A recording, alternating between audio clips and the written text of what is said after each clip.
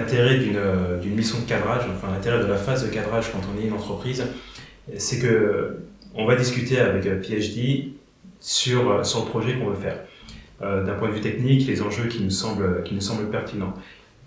Par expérience, sur les différentes missions qu'on a pu avoir, à chaque fois, on vous a envoyé des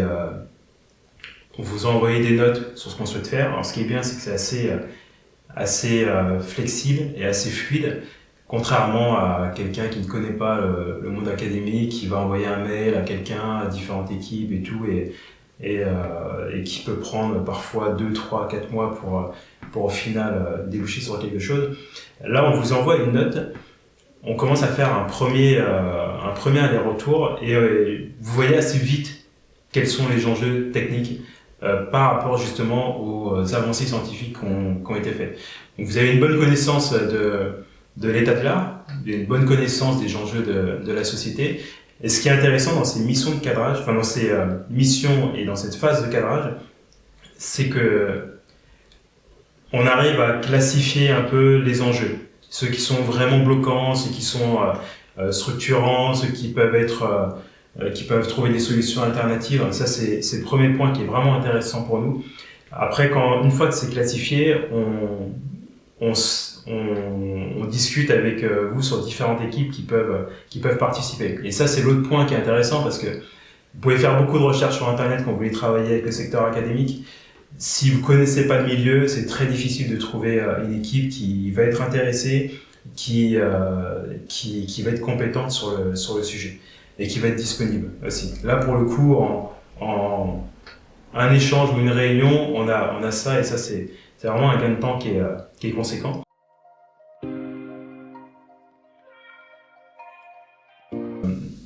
C'est la vérité, il y a une asymétrie des intérêts déjà, de base, et des comportements, des formations entre le chercheur et nous.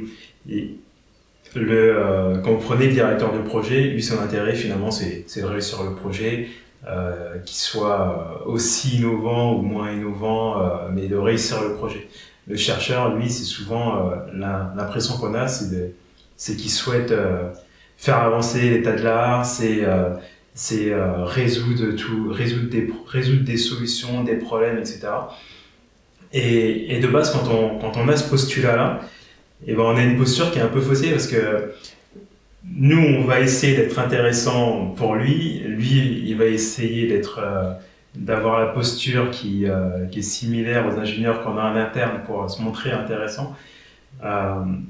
Moi, ce que j'ai aimé sur une mission qu'on avait fait avec PhD Talent, c'est que à partir du moment où on a commencé à travailler ensemble, et ben, il n'y avait pas ce filtre de posture où en fait le seul objectif c'était de réussir à résoudre des objectifs clairs que vous aviez fixés avec le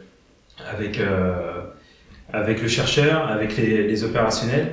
Et puis au fur et à mesure des réunions, bah, c'était assez objectif. On avait juste les comptes rendus, on collaborait, on posait des questions, mais on n'avait pas ce management à faire. Ça, pour une entreprise, c'est top. Parce que si parfois les chercheurs sont totalement en phase avec le monde de l'entreprise, parfois ils le sont moins. Quand on travaille avec PhD Talent, on n'a pas cette question-là. On sait que de toute façon, celui qui est là, il y a de fortes chances que ça passe. Et si ça passe pas, on n'a pas à manager ce type de relation, c'est très vite opérationnel.